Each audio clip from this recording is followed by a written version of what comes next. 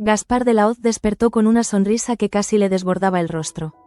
Sus párpados apenas se alzaron, y ya su mente bailaba en una nube de euforia. El cuerpo de Manuela aún tibio a su lado le parecía la confirmación de todo lo que había anhelado. Durante semanas, la complicidad, las risas furtivas en los pasillos de la fábrica, los silencios cargados de significado.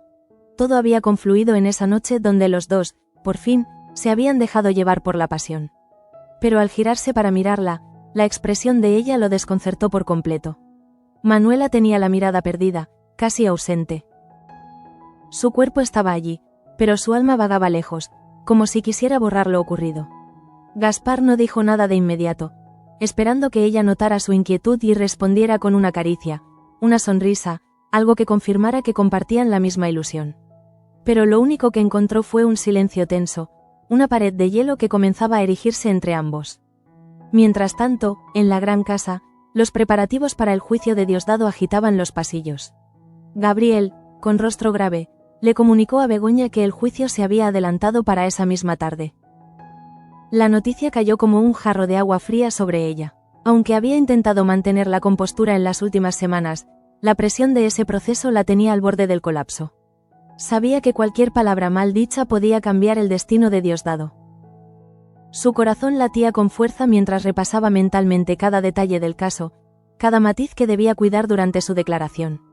Se prometió que haría todo lo posible por conseguir la condena más justa para él, incluso si eso implicaba enfrentarse a los designios de don Pedro.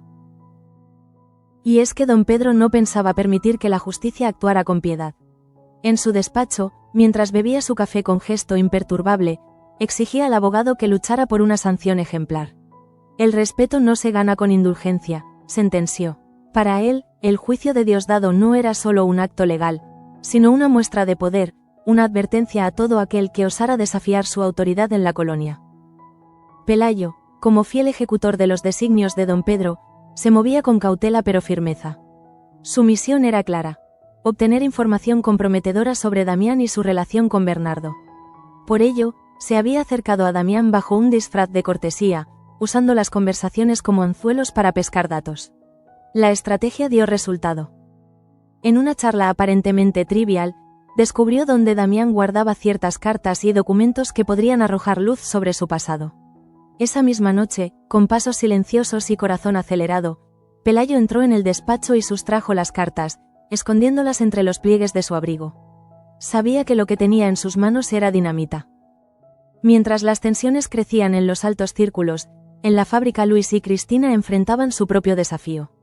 El lanzamiento del perfume lavanda del rey había sido pospuesto por la falta de lirio, una flor esencial para su composición. La noticia generó frustración, pero Cristina, lejos de dejarse abatir, se refugió en sus recuerdos. Pensó en su madre Ana, en los paseos de infancia, en los aromas del hogar. De esa nostalgia nació una nueva fragancia, distinta pero potente, con la calidez de la lavanda y el misterio de una nota dulce inesperada. Luis, al probarla, supo que estaban ante una posible joya. Aquel contratiempo podía ser el inicio de un gran acierto para la empresa. Gaspar, ajeno al remolino que se avecinaba, seguía embriagado por su ilusión. Más tarde, en la cantina, compartió con Fina su entusiasmo. Le habló de sus planes con Manuela, de lo feliz que se sentía, de la posibilidad de construir algo serio. Pero Fina, que conocía bien los silencios de Manuela, no compartía ese optimismo. Algo en su interior le decía que la joven no estaba en la misma sintonía. Esa noche, atormentada por la duda, acudió a don Agustín.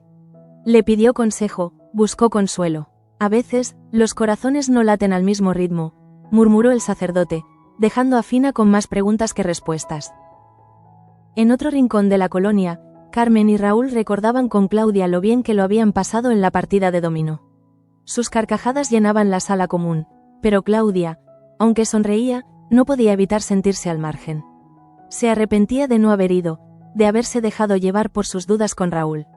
En el fondo, temía haber perdido una oportunidad de fortalecer su vínculo con él. Luz, por su parte, fue a visitar a Cristina. Encontró a su amiga sumida en un mar de incertidumbres. Le habló de su propia experiencia como niña adoptada, de los vacíos que solo se llenan con amor sincero y aceptación.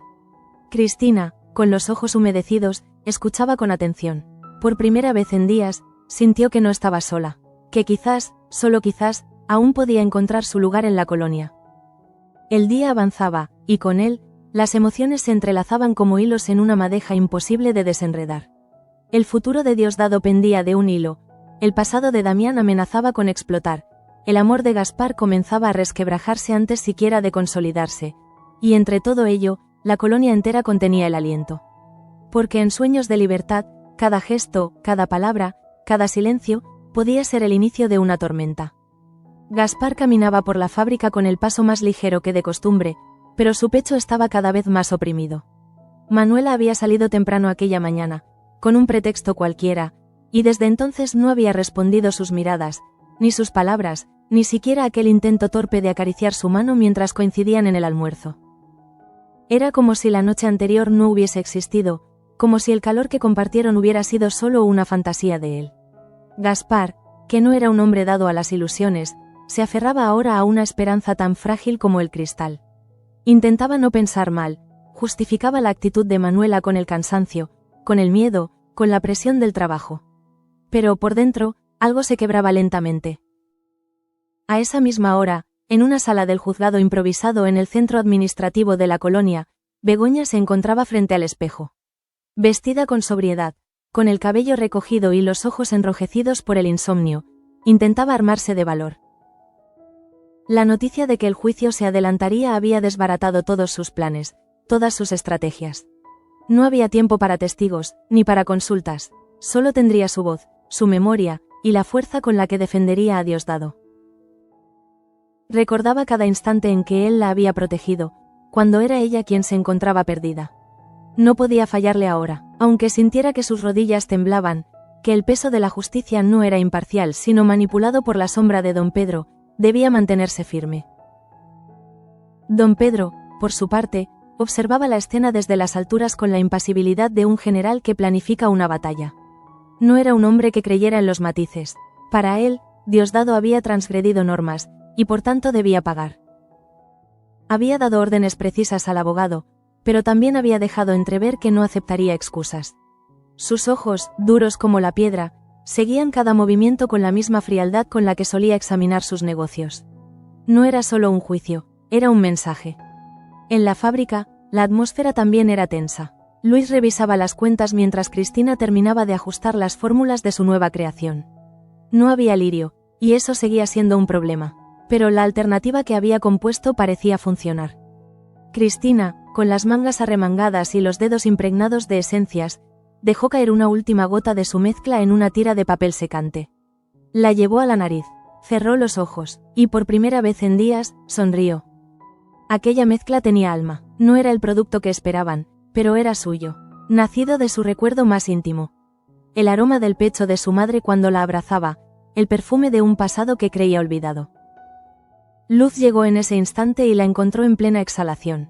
Cristina la miró, como si esperara su aprobación. Luz aspiró el aroma y luego, sin necesidad de palabras, la abrazó.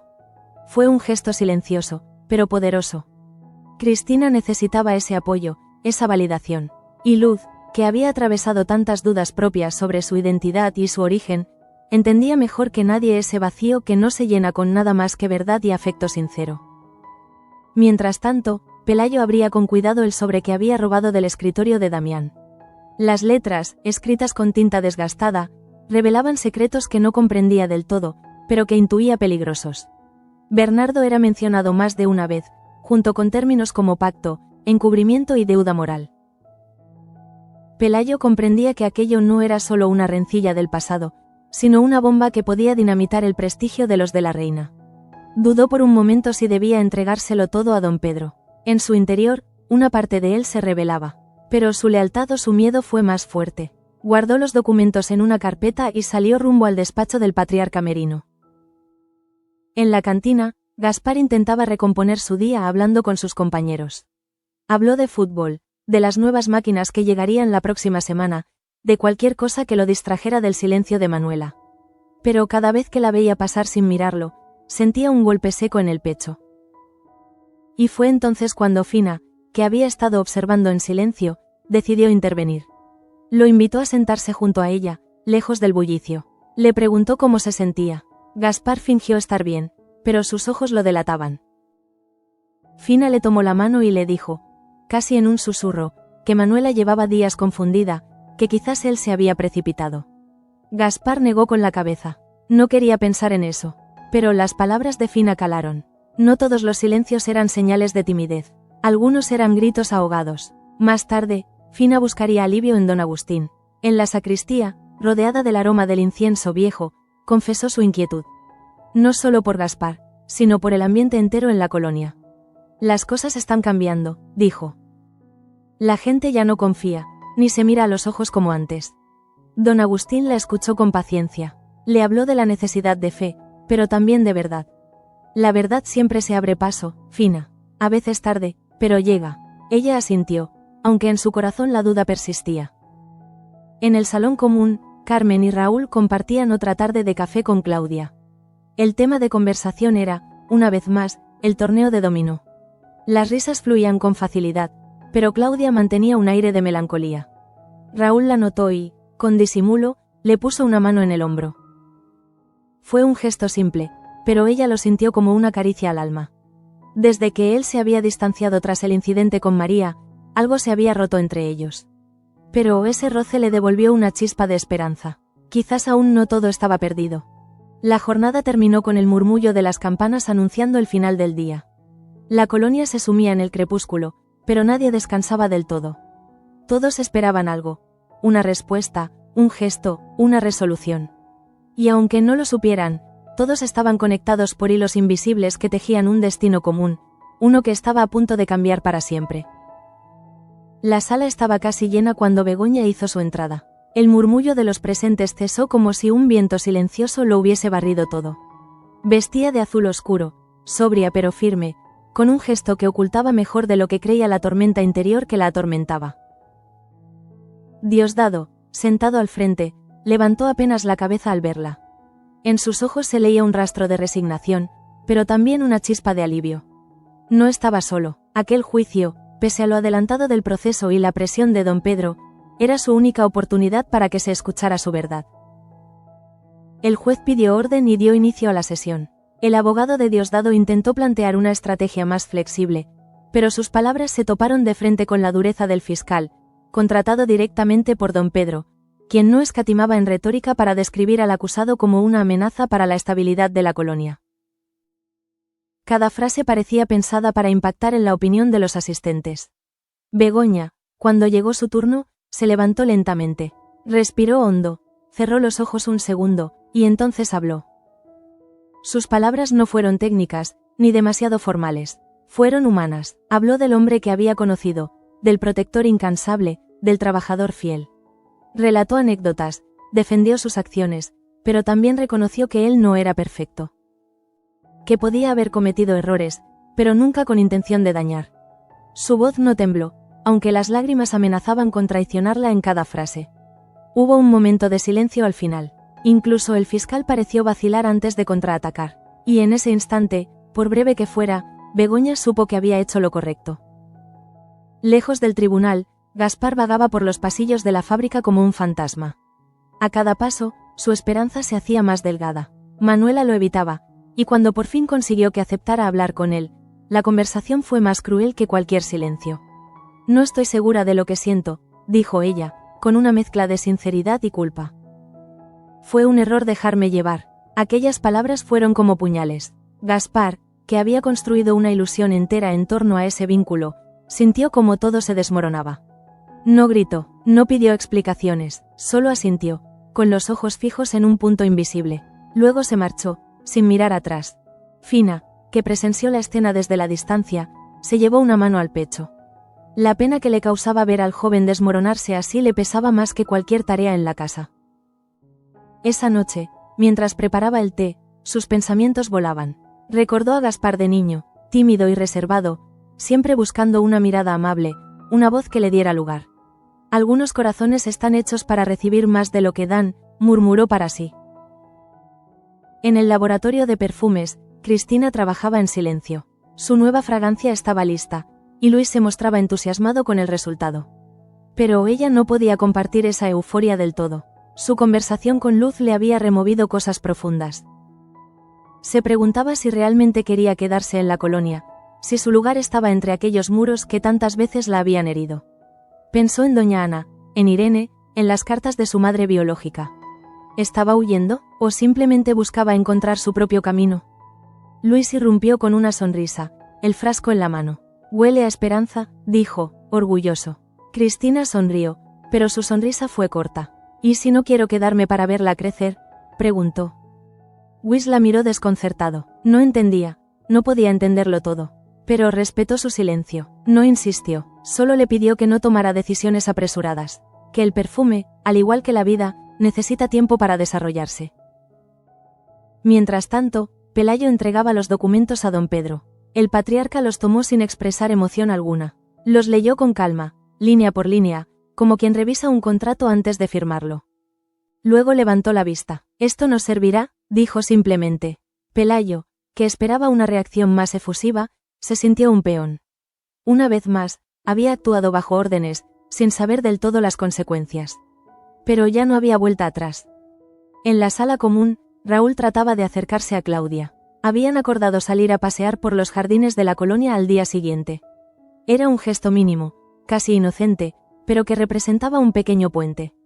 Claudia aceptó, aunque su corazón aún se debatía entre la cautela y el deseo. Quería confiar, pero aún no sabía si podía. Y en la capilla, Fina se sentó junto a don Agustín. Le habló de Gaspar, de Manuela, del juicio, de todo. «La colonia está llena de amores rotos y esperanzas nuevas, padre», dijo con voz baja. «Y todos buscan su sitio sin saber si ya lo han perdido». Don Agustín le tomó la mano, y juntos rezaron en silencio. Porque a veces, la única respuesta es cerrar los ojos y pedir claridad al cielo. Esa noche, Gaspar no volvió a casa. Caminó sin rumbo por los alrededores, con el rostro marcado por la decepción. Miró el cielo estrellado, buscando respuestas que no llegaban. Pensó en irse. Pensó en empezar de nuevo, pero algo lo detuvo.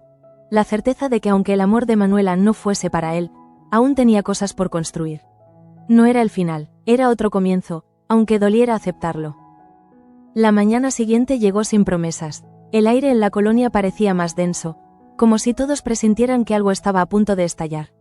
El veredicto sobre Diosdado aún no había sido emitido, pero la tensión era palpable. En los pasillos, los murmullos se mezclaban con miradas de preocupación. Algunos temían represalias, otros, simplemente, querían justicia. Pero para Begoña, la espera era una tortura. Ella caminaba por la explanada central con los ojos fijos en el suelo. Había dado todo de sí en el juicio, pero sabía que, cuando los intereses de don Pedro estaban en juego, la verdad podía distorsionarse. Aún así, no se arrepentía. Miró hacia la capilla. Durante un segundo, pensó en entrar, en pedir una señal. Pero no lo hizo. No quería rezar. Quería actuar. Y si el fallo no era favorable, ya sabía que tendría que seguir luchando por Diosdado con otras armas. En la fábrica, Cristina se encontró de nuevo con Luz. Esta vez, ella fue quien la buscó. Le pidió caminar juntas por los jardines. Necesitaba hablar, compartir, vaciarse. Cristina le confesó que no sabía si el perfume que había creado era un nuevo comienzo o simplemente una despedida simbólica. Luz, con esa sabiduría tranquila que la caracterizaba, le habló de los caminos que no siempre llevan a donde uno espera, pero que aún así merecen ser recorridos. A veces lo que parecía el fin es solo una curva, dijo. Y esa frase quedó flotando en el aire, como el aroma de una flor que no se ve pero se siente. Pelayo, por su parte, era consciente de que estaba en un punto sin retorno. Don Pedro lo había utilizado una vez más, y aunque él intentaba justificarse diciendo que lo hacía por el bien de la colonia, algo en su interior se revolvía. Se encontraba en la cantina cuando Gaspar llegó, ojeroso, con la camisa arrugada y el alma hecha jirones. Pelayo le ofreció un café, y por un instante, los dos hombres compartieron un silencio que decía más que cualquier palabra. No era lo que esperaba, murmuró Gaspar, sin mirar a nadie. Pensé que, después de todo, ella me elegiría. Pelayo asintió. No tenía consejos, solo una palmada en el hombro. A veces, el consuelo no viene en forma de solución, sino de presencia. Y fue Fina quien, una vez más, puso el dedo en la llaga. Aprovechando un momento de calma en la cocina, se acercó a Manuela. Le preguntó directamente qué sentía, ¿Por qué había dado ese paso con Gaspar si luego pensaba alejarse? Manuela no supo responder de inmediato. Bajó la mirada, se tocó el anillo que no llevaba, y dijo con voz queda: pensé que estaba lista, pero no lo estoy. Me asusté. Fina no la juzgó, pero tampoco le dio la razón. Hay corazones que no entienden de tiempos, solo sienten, y tú jugaste con uno de ellos, dijo antes de volver a sus labores. En la oficina de don Pedro, el ambiente era otro. El patriarca había convocado a Damián para una reunión inesperada. Le mostró algunas de las cartas que Pelayo había sustraído. Damián palideció al verlas. Eran cartas que creía destruidas hacía años. En ellas se hablaba de su conexión con Bernardo, de decisiones tomadas a espaldas de la familia, de pactos que podían poner en duda su integridad. Don Pedro no gritó, no acusó. Solo lo miró y dijo: espero que entiendas lo que está en juego. Fue una amenaza velada, pero Damián la entendió perfectamente. Sabía que ahora estaba atrapado en una red que no podía deshacer sin exponerse. Esa noche, mientras la colonia dormía, Cristina se sentó sola en el laboratorio. Frente a ella, el frasco del nuevo perfume. Lo abrió, lo olió, y una lágrima le cayó en la mejilla. Pensó en Ana, en su madre biológica, en Irene, en todo lo que había descubierto en tan poco tiempo. Cerró los ojos. Quizás no tenía todas las respuestas, pero por primera vez, sentía que estaba más cerca de sí misma. Al mismo tiempo, Gaspar volvió a su habitación. Se quitó la camisa con desgano y se dejó caer sobre la cama. En la mesa de noche, la carta que había empezado a escribir para Manuela seguía allí, sin terminar. Tomó la pluma, la miró, y finalmente la rompió. No iba a suplicar, no esta vez. Y en otro rincón de la colonia, Fina hablaba con don Agustín. Tengo miedo de lo que viene, dijo. El sacerdote la miró con ternura. Siempre hay miedo en el cambio, pero también hay esperanza. La resolución del juicio de Diosdado llegó poco después del mediodía. La noticia se esparció como un incendio en la colonia. Fue condenado, pero con una pena considerablemente menor de la que el fiscal pedía. El juez, tocado por el testimonio de Begoña y la falta de pruebas concluyentes, decidió imponer una sanción que permitiría a Diosdado salir en libertad condicional en unos meses. No fue la absolución que muchos esperaban, pero sí una victoria parcial. Begoña, al saberlo, sintió alivio y rabia, porque sabía que si no fuera por don Pedro y su obsesión por el castigo ejemplar, quizás Diosdado ni siquiera habría pisado el banquillo. Pero no permitió que ese pensamiento envenenara el momento. Se dirigió al calabozo donde él aguardaba, y cuando se vieron, ninguno de los dos habló. Solo se abrazaron. Ese gesto, silencioso y firme, selló una alianza que ya no necesitaba palabras. Cristina, por su parte, tomó una decisión. Fue a ver a Irene, no como hija ni como víctima, sino como mujer que quiere respuestas. Irene, que la esperaba con una mezcla de temor y esperanza, la recibió con los ojos brillantes. Cristina le habló con serenidad, le pidió tiempo, pero también le dijo que no podía seguir evitando lo que sentía. Le confesó que había leído todas las cartas, que conocía la verdad, y que aún dolía. Pero que, por primera vez, tenía la intención de quedarse para sanar, no para escapar. Ese mismo día, Luis le presentó oficialmente a don Pedro la nueva fragancia. La reacción del patriarca fue inesperadamente positiva. Olió el frasco con detenimiento, cerró los ojos, y murmuró: «Esto me recuerda algo». Cristina se limitó a asentir. «Es una historia personal, pero quiero que sea parte del futuro de la empresa». Don Pedro no hizo preguntas, solo ordenó iniciar la producción. En su mente, siempre estratégica, ya imaginaba cómo posicionar el nuevo perfume en el mercado. Mientras tanto, Manuela se debatía en su propia contradicción. En una conversación con doña Ana, confesó sentirse culpable, perdida. «No era mi intención herir a Gaspar», dijo. «Pero tampoco puedo darle algo que no sé si tengo». Doña Ana, con su pragmatismo habitual, le respondió: «Entonces no lo alargues más. Si no es amor, dilo. Si hay duda, detente. Lo que hiere no es la verdad, es la espera». Esa noche, Manuela fue a buscar a Gaspar. Lo encontró en los alrededores de la colonia, justo donde se conocieron por primera vez, frente al rosal que tanto cuidaba. Él no se sorprendió al verla. Era como si la esperara. Ella se acercó, le tendió un pañuelo bordado con sus iniciales, y le dijo: «No sé qué nos espera. Pero no quiero que vivas en una ilusión. Necesito tiempo para entenderme a mí misma». Gaspar asintió. Le dolía, sí, pero también le daba paz saber la verdad. Por otro lado, Claudia finalmente asistió al paseo con Raúl. Caminaron en silencio durante varios minutos, hasta que ella habló. No estoy lista para empezar nada nuevo. Pero sí para dejar de huir. Raúl, con una sonrisa tímida, aceptó esa frase como un pequeño triunfo. A veces, el amor también se cultiva desde la amistad sincera. Y en la cocina, Fina recibió una carta de su sobrino, quien le ofrecía mudarse con él a Madrid para empezar una nueva vida. Lo pensó durante horas. La colonia era su mundo. Pero también sabía que, quizás, merecía un nuevo comienzo. Consultó con don Agustín, quien le dijo: «Tú siempre has cuidado de todos. Tal vez ha llegado la hora de que alguien cuide de ti».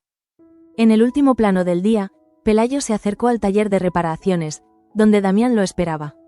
Le devolvió las cartas robadas, o al menos parte de ellas. «Lo siento», dijo, «no sabía el alcance de lo que hacías». Solo seguía órdenes. Damián lo miró largo rato y respondió: «Aquí nadie es inocente del todo. Pero aún podemos elegir de qué lado estamos». Esa frase quedó resonando en el silencio, como un eco que no se apaga.